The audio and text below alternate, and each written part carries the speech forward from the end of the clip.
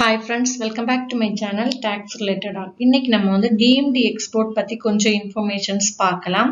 இந்த DMD export வந்து GST ல வந்து முக்கியமான ஒரு விஷயம். So that அந்த DMD exportனா என்ன அப்படின்ற informations எல்லாத்தையும் இந்த வீடியோல பார்க்கலாம்.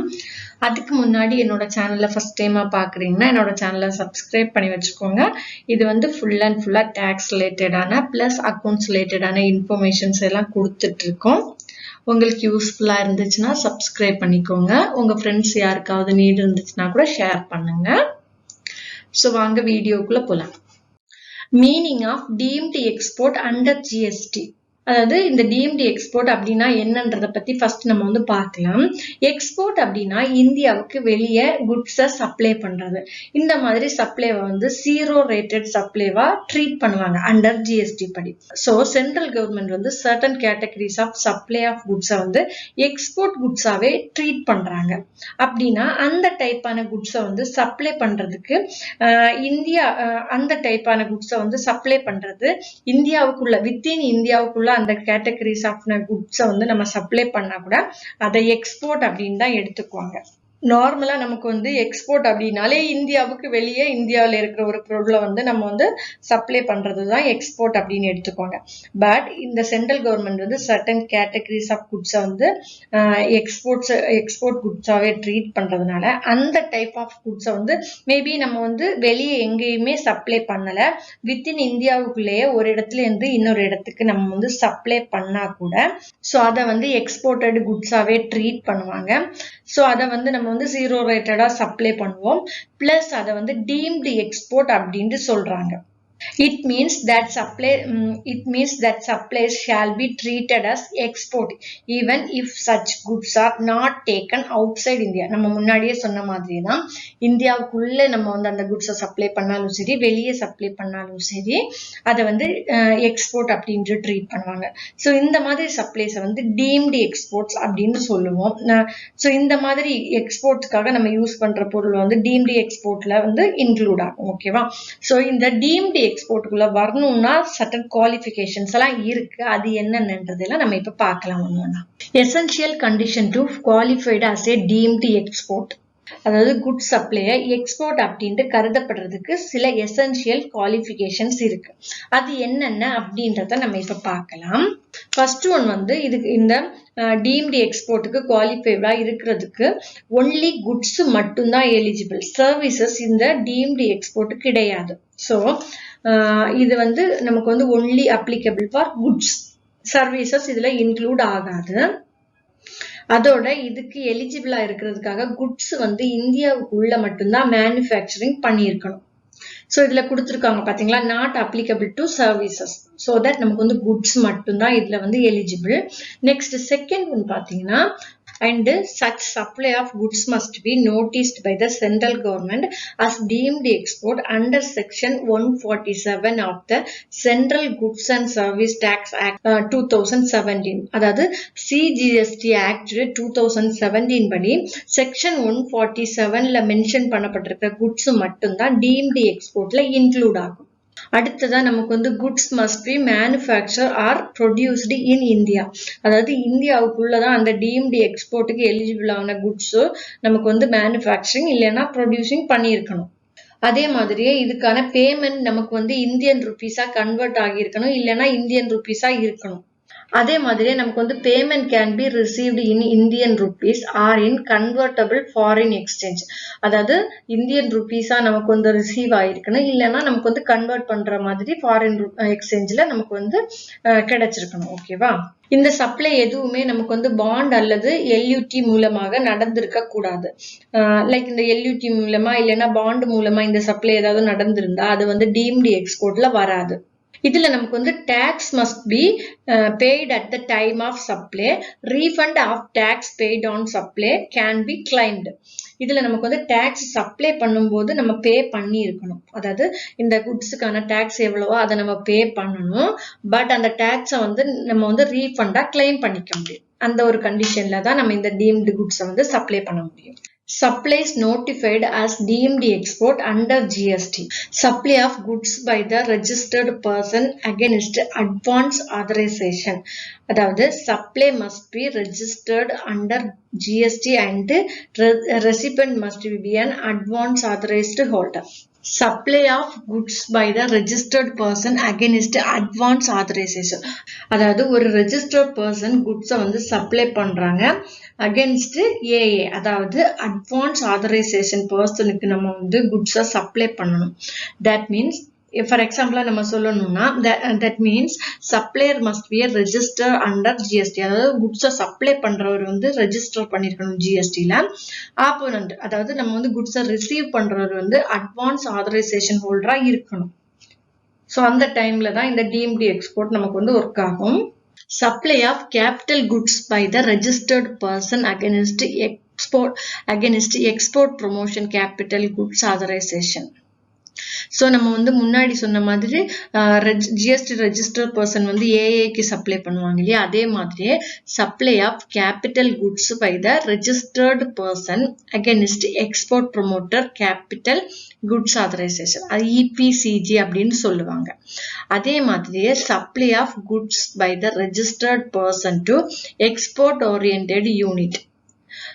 நம்ம வந்து ரெஜிஸ்டர் பண்ண பர்சன் வந்து எக்ஸ்போர்ட் ஓரியன்டட் யூனிட்டுக்கோ அல்லது எலக்ட்ரானிக்கல் ஹார்ட்வேர் டெக்னாலஜி பார்க் யூனிட்டுக்கோ software technological park unit or else biotechnology park unit இந்த மாதிரி எதுக்காவது சப்ளை பண்ற மாதிரி இருக்கலாம். லைக் நமக்கு வந்து ரெஜிஸ்டர் பண்ண பர்சன் வந்து இஓயு அல்லது இஹெச்டிபி அல்லது எஸ்டிபி அல்லது பிடிபி இவங்க யாருக்காவது சப்ளை பண்றதுக்காக இருக்கலாம். அதே மாதிரியே supply of gold by bank or public sector undertaking against AA. Gold நம்ம ஏதாவது சப்ளை பண்ணுவோம் பப்ளிக்ல இருந்து அண்டர்டேக்கிங் ஏஏக்காக சப்ளை பண்ற மாதிரி, அந்த மாதிரி இருந்தாலும் இதை வந்து டீம்டு எக்ஸ்போர்ட்டா நம்ம எடுத்துக்கலாம். அடுத்ததா difference between export and deemed export. இப்போ நம்ம வந்து எக்ஸ்போர்ட்னா என்னன்றதை ஃபர்ஸ்ட் சொல்லியிருக்கோம், பட் இங்க நம்ம வந்து டிஃபரன்ஷியேட் பண்ணி காமிக்கலாம். ஃபார் எக்ஸாம்பிளா நம்ம சொல்லணும்னா dealer A located in Rajasthan, அதாவது டீலர் ஏ வந்து அவங்களோட சொந்த இடம் வந்து Rajasthan, selling goods to dealer B which is and EOU, அதாவது இஓயுல இருக்கிற ஒருத்தங்களுக்கு நம்ம வந்து குட்ஸை வந்து சேல் பண்றோம். ஓகேவா? ஸோ அந்த பி வந்து நம்மளோட குட்ஸை வந்து அகெயின் செல் பண்றாரு கஸ்டமர் சி இன் ஜெர்மனி. ஜெர்மனியில இருக்கிற ஒரு கஸ்டமருக்கு அந்த பி வந்து ராஜஸ்தான்ல இருக்கிறவர்கிட்ட இருந்து வாங்கி சேல் பண்றாரு.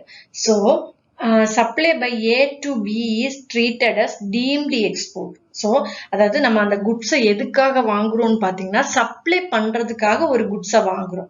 ஸோ சப்ளை பண்றதுக்காக ஒரு குட்ஸை வாங்கி அகெயின் நம்ம வந்து ஜெர்மனிக்கு அது அகெயின் நம்ம வந்து எக்ஸ்போர்ட் பண்றோம்.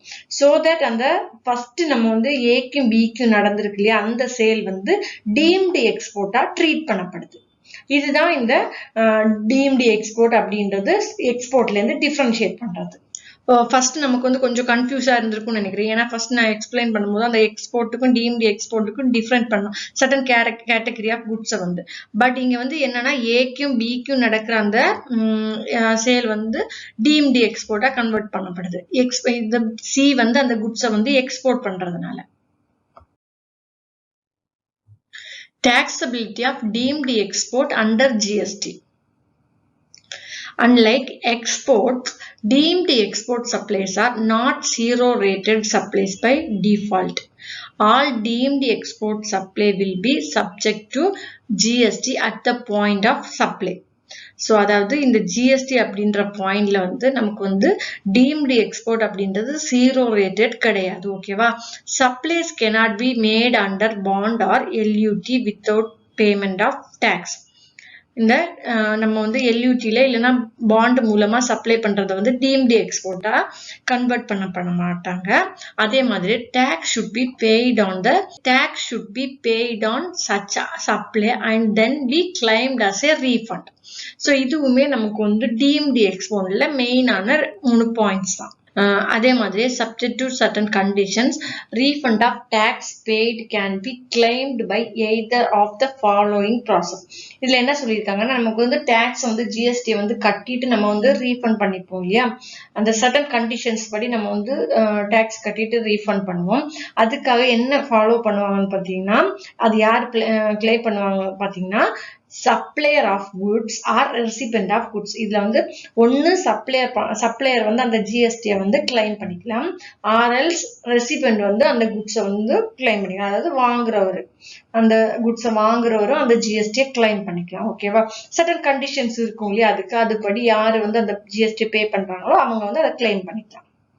இதுல நோட்ல என்ன சொல்லியிருக்காங்கன்னா, the recipient is not eligible to claim the input tax credit in case of refund of tax paid is being claimed by the supplier. இந்த டாக்ஸ் வந்து பே பண்ணது வந்து ரெசிபென்ட் வந்து ஐடிசி கிளைம் பண்ண முடியாது. எந்த சிச்சுவேஷன்லன்னு பார்த்தீங்கன்னா, சப்ளையர் வந்து அந்த குட்ஸுக்கான டாக்ஸை பே பண்ணிட்டு அதை கிளைம் பண்றதுக்காக அவர் வந்து கொடுத்துருந்தாங்கன்னா, அந்த டைம்ல வந்து ரெசிபென்ட் வந்து இந்த குட்ஸுக்கான ஜிஎஸ்டி ரீஃபண்ட் வந்து வாங்க முடியாது. Additional conditions for deemed export to EOU, STP and HTP. இந்த EOU எல்லாம் full form நம்ம வந்து முன்னாடியே பார்த்தோம் இல்லையா.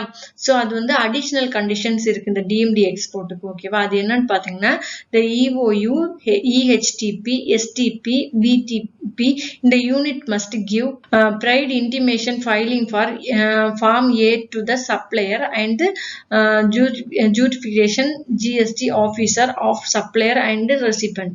அதாவது இவங்க எல்லாம் இந்த குட்ஸை வாங்குறதுக்காக ப்ராப்பரான எவிடன்ஸ் என்ன நீடுக்காகன்றது எல்லாத்தையுமே இந்த ஜிஎஸ்டி ஆபீசர் கிட்ட சப்மிட் பண்ணிருக்கணும். அதே மாதிரி சப்ளையரும் ரெசிபென்ட் ரெண்டு பேருமே இது வந்து சப்மிட் பண்ணிருக்கணும். Form A must bear a running serial number and contain details of goods to be purchased which is pre approved by the development commissioner. So இதில் வந்து சீரியல் நம்பர் இருக்கும், அந்த சீரியல் நம்பர் அதோடைய அந்த குட்ஸோட டீட்டெயில்ஸ் எல்லாமே pre approve details எல்லாமே இதில் இருக்கும். After that only the supplier must then supply goods under the cover of the tax invoice. Cover of the tax invoice baseல தான் இந்த supplies நடக்கணும். The tax invoice must be enrolled by the recipient. அதாவது இந்த opponent தான் tax invoice வந்து enroll பண்ணணும். The tax invoice must be endorsed by the recipient. Endorsed copy of the same must be sent to the supplier and jurisdiction GST officer of the supplier and recipient. அதே மாதிரி record of such goods received by EOU, EHTP, STP, BTP units must be maintained in Form B. இந்த Form A ல அதே மாதிரி Form B ல இவங்களோட ரிசீவரோட details எல்லாமே மென்ஷன் பண்ணியிருக்கணும், ப்ராப்பர் ரெக்கார்ட் இருக்கணும். அதே மாதிரி refund of GST paid on deemed export procedure.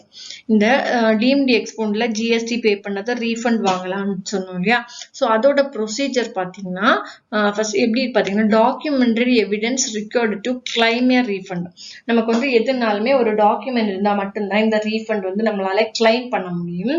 In case the supplier is claiming a refund of tax paid on deemed export, the following details or document must be prepared.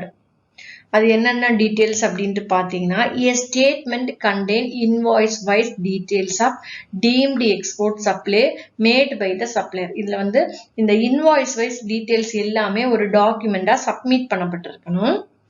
அதே மாதிரி acknowledgement by jurisdictional tax officer of AA or EPCG holder that the said deemed export supply have been received or in case of that units இருக்கு இல்லையா, EOU அந்த மாதிரி units இருக்கு இல்லையா, அவங்களோடது copy of tax invoice signed by the recipient that said deemed export supply has been received. இந்த units எல்லாமே யாருக்கு நம்ம சப்ளை பண்றோமோ அந்த ரிசீவ் பண்றவர் வந்து அந்த இன்வாய்ஸோட காப்பியில வந்து சைன் பண்ணிருக்கணும். த சப்ளை இஸ் ரிசீவ்ட் அப்படின்னு சொல்லி எழுதிட்டு சைன் பண்ணப்பட்டிருக்கணும்.